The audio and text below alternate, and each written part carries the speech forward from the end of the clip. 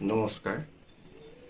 আপোনালোকৰ ওচৰলৈ কেইবাদিনৰ পিছত আহিছোঁ। আজি বিশ্বকৰ্মা পূজা বুলি আপোনালোকক দুটা কৌতুক কম। মানে কি, দৰা কইনা বিয়া কৰোৱা এমাহমান হৈছে।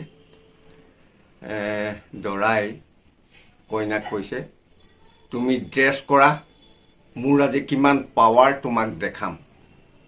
বোলে কি দেখাব ন আপুনি? আৰে তুমি ওলোৱা না, তুমি ওলোৱা, তুমি ওলোৱা, মই যি দেখুৱাব লাগে দেখুৱাম।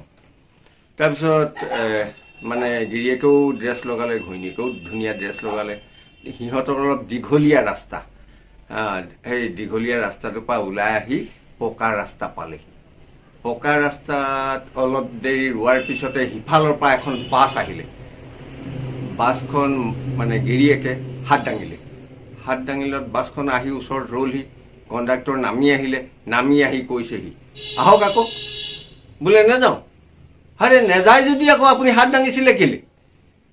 নাযাওঁ, মই এনেই দাঙিছিলোঁ। কণ্ডাক্টৰটো খং উঠিলে, এক চৰ মাৰিলে আৰু ড্ৰাইভাৰটোক ক'লে, চলো, এনেকৈ বুলি ক'লে আৰু বাছ গুচি গ'ল। অলপ দেৰি পিছত গিৰিয়েকে ঘৈণীয়েকক কৈছে, দেখিলা নাই মোৰ কেনেকুৱা পাৱাৰ, বাছ ৰখাই দিলোঁ। তেতিয়া ঘৈণীয়েকে কৈছে, আপুনি যে চৰ খালে, সেইটো তাৰ পাৱাৰ।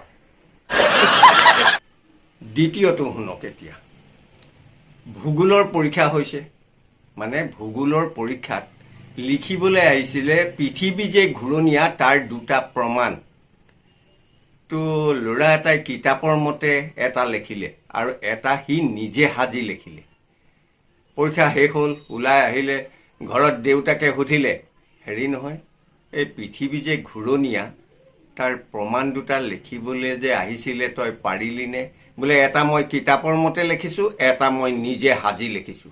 তে দেউতাকে সুধিলে, তই নিজে সাজি লিখাটো কি লিখিলি কচোন?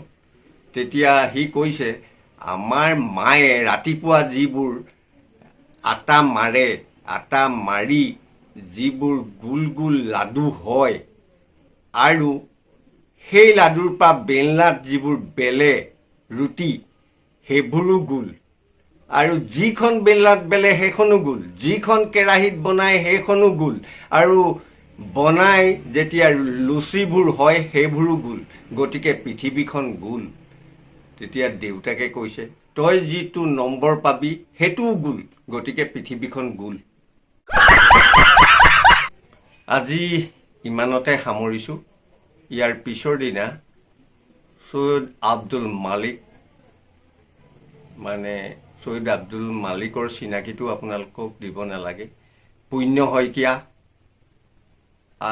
আৰু অজিত বৰাৰ মুখত শুনা কৌতুক মই আপোনালোকৰ আগত কম।